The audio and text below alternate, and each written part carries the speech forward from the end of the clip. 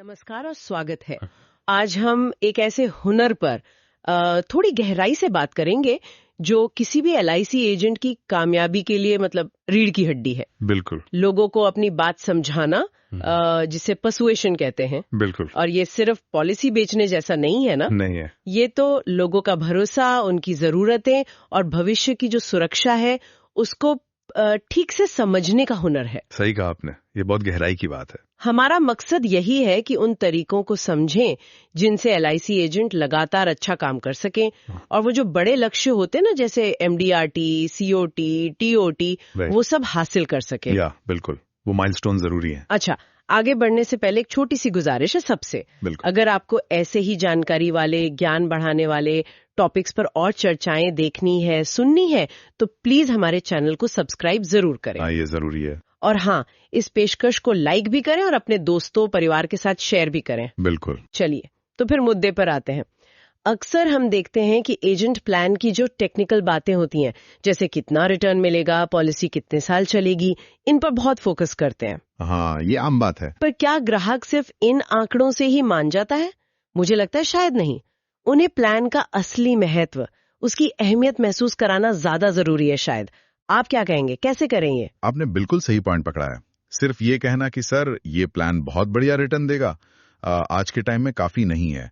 ग्राहक काफी समझदार है। हमें प्लान को एक, क्या कहते हैं, जरूरी सोल्यूशन की तरह पेश करना होगा। सोल्यूशन? समाधान। हाँ। देखिए, बात सिर्फ जानकारी देने की नहीं है, बल्कि एक एहसास, एक फीलिंग जगाने की है।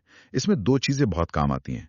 एक तो है अर्जेंसी, मतलब तात्कालिकता। अर्जेंसी, हाँ। और दूसरी है एक्सक्लूसिविटी, यानी कुछ खास, विशिष्टता। अर्जेंसी और एक्सक्लूसिविटी, अच्छा, इसको थोड़ा और समझाएंगे कोई उदाहरण देकर? जरूर जरूर।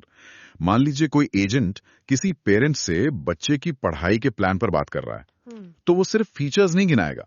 वो कह सकता है, देखिए ये प्लान खास तौर पर बच्चों की हायर एजुकेशन की फंडिंग को ध्यान में रखकर ही बना है। और एक बात, ये जो अभी शर्तें हैं ना, इन पे ये बस अगले 15 दिन ही मिलेगा, क्योंकि उसके बाद शायद कुछ नियम बदल जाएं या रेट्स बढ़ जाएं। अच्छा, तो ये खास मौका है, कोई इसे छोड़ना नहीं चाहेगा शायद। तो यहाँ देखिए, अर्जेंसी भी आ गई, लिमिटेड टाइम, और एक्सक्लूसिविटी भी, खास डिजाइन। हाँ, ये वाकई दिलचस्प है। मतलब सिर्फ क्या नहीं, बल्कि क्यों अभी और क्यों यही, बिल्कुल, इस पर जोर देना। बिल्कुल। और वो जो आपने कहा था कि बातचीत को पॉलिसी से प्रोजेक्ट में बदल देना, वो भी कुछ ऐसा ही है। हाँ, बिल्कुल उसी से जुड़ता है। जब कोई एजेंट कहता है, आइए आज हम मिलकर आपके रिटायरमेंट के लिए एक गारंटीड इनकम का प्रोजेक्ट शुरू करते हैं। प्रोजेक्ट, हाँ, सुनने में ही अलग लगता है। हाँ, ये पॉलिसी खरीदना से ज्यादा बड़ा लगता है, ज्यादा इमोशनली जुड़ा हुआ लगता है। जब क्लाइंट को लगता है कि सिर्फ कागज का टुकड़ा नहीं, बल्कि उसकी किसी बड़े सपने का या किसी चिंता का हल है, और ये मौका क्या पता दोबारा ना मिले, एक रेयर अपॉर्चुनिटी है, तो फिर वो प्रीमियम कितना है, ये सब चीजें सेकेंडरी हो जाती हैं। वो उसे एक इन्वेस्टमेंट, एक समाधान की तरह देखता है, ना कि सिर्फ एक खर्चे की तरह। एक इमोशनल गोल जुड़ जाता है उससे। सही कहा, समाधान और इमोशनल जुड़ाव। लेकिन ये सारी बातें तो तभी असर करेंगी ना, जब ग्राहक एजेंट पर भरोसा करे। हाँ, वो तो बुनियाद है। बीमा का तो सारा खेल ही भरोसे पर है। एलआईसी की इतनी बड़ी कामयाबी के पीछे भी तो वही सालों का भरोसा है। बिल्कुल सही। तो एक एजेंट के लिए पर्सनल लेवल पर यह भरोसा बनाना कितना जरूरी है, और शायद मुश्किल भी? बहुत ज्यादा जरूरी। सबसे पहली चीज यही है, इसके बिना कुछ नहीं हो सकता। आप सोचिए, कोई अनजान आदमी आपको सड़क पर एकदम नया आईफोन सिर्फ 20,000 रुपए में दे। डील को बहुत अच्छी लग रही है, पर क्या आप फौरन ले लेंगे? शायद नहीं। नहीं, हिचकिचाहट तो होगी, शक होगा। क्यों? क्योंकि बेचने वाले को नहीं जानते, उस पर भरोसा नहीं है। यही वो अजनबीपन की दीवार है जिसे हम स्ट्रेंजर बैरियर कहते हैं, जो क्लाइंट और एजेंट के बीच होती है। अगर क्लाइंट को आप पर भरोसा ही नहीं, तो दुनिया की बेस्ट पॉलिसी भी वो शायद न ले। Trust first, product second. तो फिर ये स्ट्रेंजर बैरियर, ये दीवार तोड़ी कैसे जाए, भरोसा कैसे बनाए? एक तरीका शायद वो होता है ना, कॉमन ग्राउंड ढूंढना, कुछ मिलती जुलती बात। हाँ, बिल्कुल। जैसे शायद एक ही शहर के हों, या बच्चों का स्कूल एक हो, या फिर पता नहीं क्रिकेट टीम एक ही पसंद हो। बिल्कुल सही पकड़ा आपने। ये छोटी छोटी चीजें कमाल कर देती हैं। मान लीजिए मीटिंग थोड़ी फॉर्मल सी चल रही है, और एजेंट को पता चलता है कि क्लाइंट का बेटा भी उसी सेंट मैरी स्कूल में पढ़ता है जहां एजेंट की भतीजे पढ़ती है। अच्छा। एजेंट बस इतना कह दे, अरे वाह, सेंट मैरी, मेरी भतीजी भी वही है, कैसा चल रहा स्कूल आजकल? हाँ। बस इतना कहते ही माहौल बदल जाता है। वो फिर एक सेल्स मीटिंग नहीं रहती, वो दो इंसानों के बीच की बातचीत बन जाती है। सही बात है। ये छोटी सी बात लगती है पर फर्क बहुत बड़ा डालती है।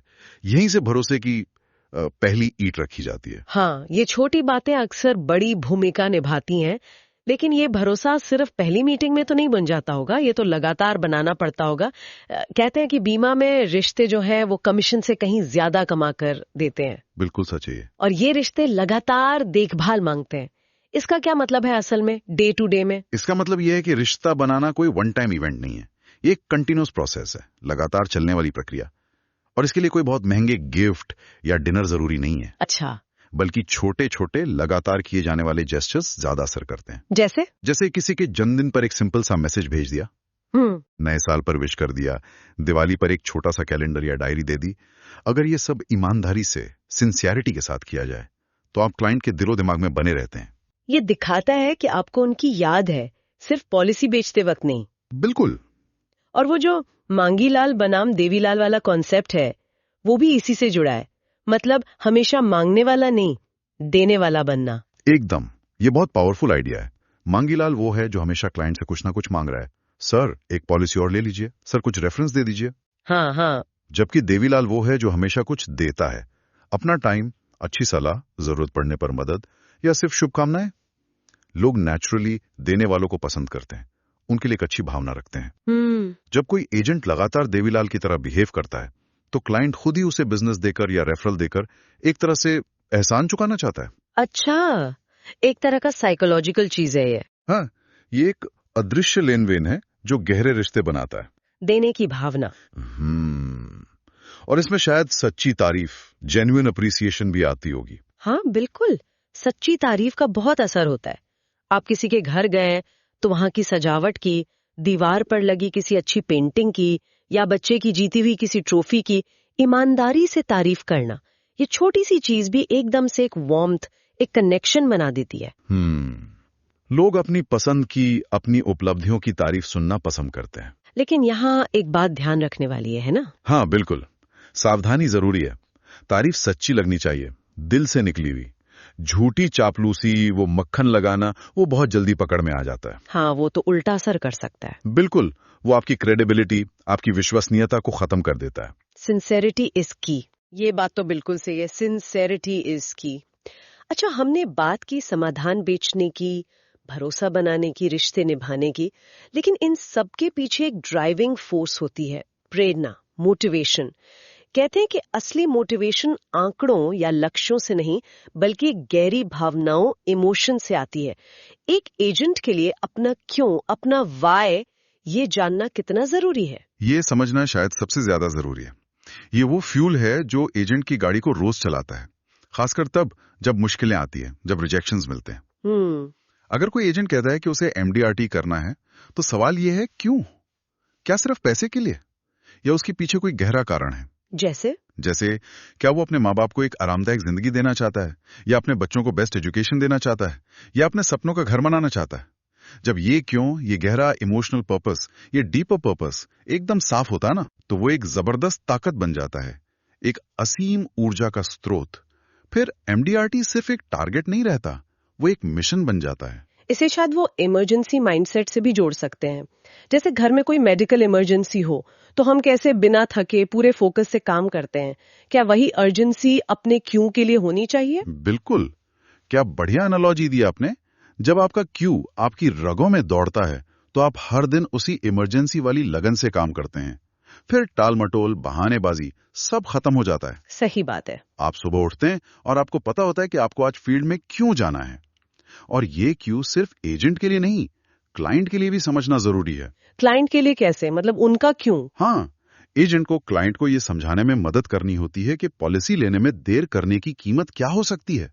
इसे कहते हैं कॉस्ट ऑफ डिले का एहसास दिलाना, देरी की लागत। अच्छा, कॉस्ट ऑफ डिले। जैसे एजेंट कह सकता है, देखिए अगर यही सुरक्षा आप 1 साल बाद लेते हैं तो न सिर्फ प्रीमियम उम्र बढ़ने से ज्यादा होगा, बल्कि ये पूरा 1 साल आप इस जरूरी प्रोटेक्शन के बिना निकालेंगे। क्या हम ये रिस्क लेना चाहेंगे? ये सोचने वाली बात है। जब क्लाइंट को इंतजार करने के नुकसान का एहसास होता है तो फैसला लेना आसान हो जाता है। उनके लिए भी एक तरह की अर्जेंसी पैदा होती है, जो उनके अपने क्यों से जुड़ी होती है, परिवार की सुरक्षा, बच्चों का भविष्य वगैरह। ये सारे तरीके महत्व समझाना, भरोसा बनाना, रिश्ते निभाना, अपना क्यों जानना, सुनने में तो बहुत दमदार लगते हैं। लेकिन क्या ये बेहतरीन टेक्निक्स भी बिना लगातार मेहनत के काम आ सकती हैं? नहीं, बिल्कुल नहीं। कहा जाता है कि LIC जैसे बिजनेस में 80% कामयाबी तो डेली डिसिप्लिन पर निर्भर करती है, रोज के अनुशासन पर। इस पर क्या कहेंगे? ये 100% सच है। ज्ञान और तकनीक एक तरफ, एक्शन दूसरी तरफ। बिना एक्शन के सब बेकार है। Success is directly related to activity. सफलता का सीधा संबंध गतिविधि से है। रोज काम करना, रोज पोटेंशियल क्लाइंट से मिलना या बात करना। आप दुनिया के सक्सेसफुल इंश्योरेंस एजेंट्स को देख लें, जैसे अमेरिका में स्टेट फार्म के एजेंट्स। वो एक स्ट्रिक्ट सिस्टम फॉलो करते हैं। उनका एक रूटीन होता है। वो बिना बहाने के हर दिन फील्ड में होते हैं, लोगों से मिलते हैं। Activity brings income, ABI। बिल्कुल। ABI गतिविधि से ही आय होती है। सिर्फ ऑफिस में बैठकर सोचने या प्लानिंग करने से पॉलिसी नहीं बिकती, एक्शन लेना पड़ता है रोज। इसी से जुड़ी एक बड़ी मजेदार बात मैंने सुनी थी, MDRT लीजेंड टोनी गॉर्डन के बारे में। हाँ, टोनी गॉर्डन। वो नो पर टारगेट रखते थे, नो टारगेट। कहते थे अपना दिन तब तक खत्म मत करो जब तक कम से कम 5 असली नो सुनने को ना मिल जाए। ये सुनने में अजीब नहीं लगता? हम तो हाँ सुनना चाहते हैं। हाँ, पहली बार सुनने में बिल्कुल उल्टा लगता है, लेकिन इसके पीछे की जो साइकोलॉजी है वो बहुत गहरी है। टोनी गॉर्डन का मानना था कि सेल्स एक नंबर्स गेम भी है। अच्छा। हर नो आपको निराश करने के लिए नहीं है, वो प्रोसेस का हिस्सा है। हर नो आपको अगले संभावित हाँ के करीब ले जाता है। अगर आप 5 नो सुनने का टारगेट रखते हैं तो इसका मतलब है आप काफी लोगों से मिल रहे हैं, आप कोशिश कर रहे हैं, या आपको रिजेक्शन के डर से बाहर निकालता है। हाँ, ये बात तो है। आप नो को पर्सनली लेना बंद कर देते हैं। वो बस एक आंकड़ा बन जाता है जो दिखाता है कि आप काम कर रहे हैं, आगे बढ़ रहे हैं। जितनी ज्यादा एक्टिविटी, जितनी ज्यादा कोशिशें, उतनी ही सक्सेस की प्रोबेबिलिटी बढ़ती है। तो मतलब लगातार काम और अनुशासन। बिल्कुल। कंसिस्टेंट एक्टिविटी और डिसिप्लिन, यही मिलकर प्रिडिक्टेबल सक्सेस यानी निश्चित सफलता की गारंटी बनते हैं। पवेल, हम पूरी बातचीत को समेटें तो LIC एजेंट्स के लिए पर्सुएजन या लोगों को राजी करने की कला सिर्फ अच्छी बातें करना या फायदे गिनाना नहीं है। नहीं, बिल्कुल नहीं। ये एक पूरी प्रोसेस है जिसमें सबसे पहले